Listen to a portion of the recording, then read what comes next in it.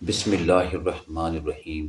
تیسری آنکھ کی نقاب کشائی، اندرونی ویژن اور روحانی نظر کے بارے میں صوفیہ نقطہ نظر۔ انسان ہمیشہ سے یہ جاننے کا متلاشی رہا ہے کہ کیا آنکھوں سے نظر آنے والی دنیا کے پیچھے بھی کوئی حقیقت موجود ہے؟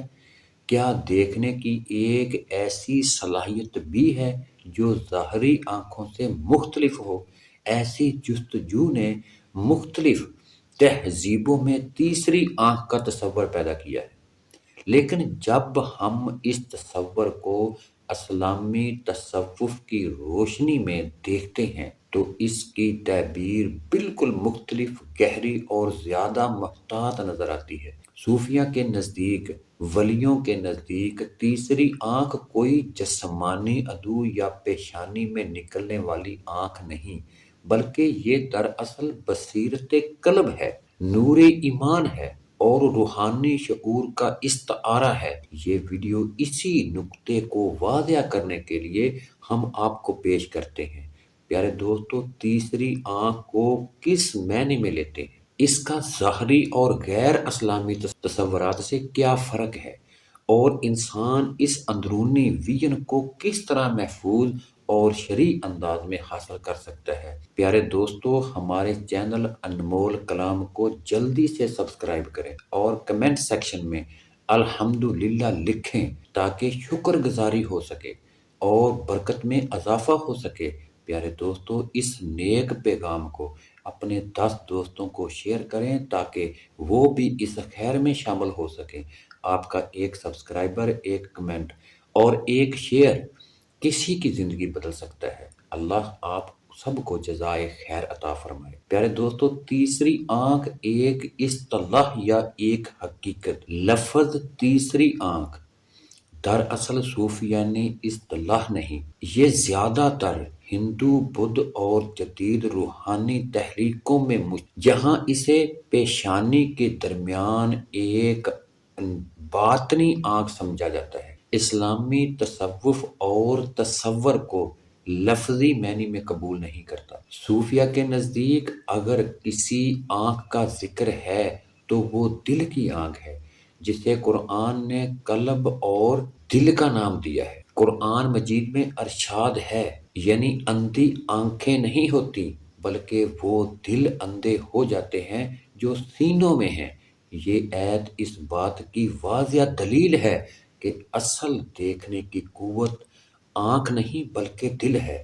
بصیرت قلب کیا ہے؟ صوفیہ کے ہاں بصیرت قلب سے مراد وہ اندرونی شعور ہے جو انسان کو حق اور باطل میں فرق کرنے کی صلاحیت عطا کرتا ہے۔ یہ کوئی مادی طاقت یا غیبی مناظر دیکھنے کا ذریعہ نہیں، بلکہ حقیقت کو صحیح زاویے سے دیکھنے کی صلاحیت، اپنے نفس کی پہچان، اللہ کی قربت کا شعور ہے۔ حضرت علی رضی اللہ تعالی عنہ کا قول منسوب ہے کہ آنکھیں سوتی ہیں، دل نہیں سوتے۔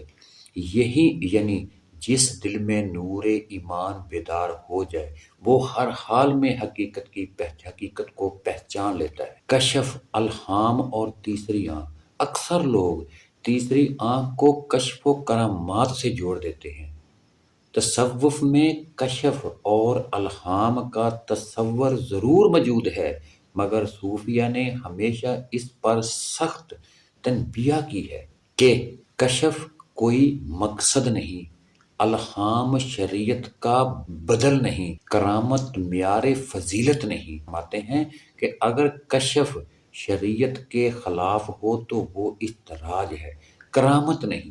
اس لیے صوفیہ نقطہ نظر میں تیسری آنکھ کا مطلب غیب بینی نہیں بلکہ خود بینی کا خاتمہ ہے۔ دل پر پردے کیوں پڑ جاتے ہیں؟ اگر دل ہی اصل دیکھنے کا مرکز ہے تو سوال پیدا ہوتا ہے کہ پھر دل اندھا کیوں ہوتا ہے؟ صوفیہ اس کو چند وجوہات بیان کرتے ہیں: گناہوں کی کثرت، تکبر اور خود پسندی، دنیا کی حد سے زیادہ محبت، حسد، بغض اور کینہ، یہ سب دل پر پردے ڈالتے ہیں جس سے بصیرت کمزور ہو جاتی ہے۔ تزکیہ نفس بصیرت کی کنجی ہے۔ تصوف میں دل کی آنکھ کھلنے کا واحد راستہ تزکیہ نفس ہے، یعنی نفس کو پاک کرنا، خواہشات کو قابو میں لانا اور دل کو اللہ کی یاد سے منور کرنا، یہ تزکیہ ہے۔ نماز کی پابندی، حلال و حرام میں تمیز، ذکر الہی، اخلاق کی اصلاح سے حاصل کرنا، نہ کہ کسی مخصوص مشق یا تصور سے حاصل کرنا۔ ذکر اور نور قلب، صوفیہ کے نزدیک ذکر دل کو زندہ کر دیتا ہے۔ جب دل زندہ ہو جاتا ہے تو وہ حقیقت کو پہچاننے لگتا ہے۔ الا بذکر اللہ تطمئن القلوب، یہ اطمینان ہی دراصل وہ کیفیت ہے جسے بعض لوگ تیسری آنکھ کا کھلنا سمجھ لیتے ہیں۔ غلط راستے اور خطرات، یہاں ایک نہایت اہم تنبیہ ضروری ہے۔ آج کے دور میں بہت سے لوگ پیشانی پر توجہ مرکز کرنے، سانس کی مخصوص مشقیں کرنے، غیر اسلامی مراقبے کروانے کے ذریعے تیسری آنکھ کھولنے کے دعوے کرتے ہیں۔ صوفیہ کے نزدیک یہ طریقے ذہنی وہم پیدا کرتے ہیں، روحانی غرور کو جنم دیتے ہیں، بعض اوقات شیطانی وسوسوں کا دروازہ کھول دیتے ہیں۔ اس لیے اس سے سختی سے بچنے کی تلقین کی جاتی ہے۔ خواتین اور اندرونی وین، خواتین فطری طور پر حساس دل رکھتی ہیں، اس لیے ان کے لیے باطنی معاملات میں احتیاط کا بھی ضروری ہے۔ اسلام نے خواتین کو سادگی، حیا، عبادت کے ذریعے روحانی بلندی عطا کرنے کا راستہ دیا ہے، نہ کہ پیچیدہ باطنی تجربات کے ذریعے۔ صوفیہ کی اصل منزل ہے۔ حقیقی صوفیہ نہ تیسری آنکھ کا طلبگار ہوتا ہے، نہ کشف و کرامات کا۔ اس کی واحد خواہش یہ ہوتی ہے کہ میرا رب مجھ سے راضی ہو جائے۔ اگر بصیرت ملتی ہے تو وہ اسے ذمہ داری سمجھتا ہے، فخر نہیں۔ پیارے دوستو، تیسری آنکھ کا تصور اگر ظاہری اور جسمانی معنی میں لیا جائے تو یہ اسلامی تصوف سے مطابقت نہیں رکھتا، مگر اگر اسے دل کی آنکھ، بصیرت قلب اور نور ایمان کے استعارے کے طور پر سمجھا جائے تو یہ تصوف کی روح کے عین مطابق ہے۔ اصل سوال یہ نہیں کہ انسان کتنا دیکھ لیتا ہے، بلکہ یہ ہے کہ وہ کتنا سمجھ لیتا ہے۔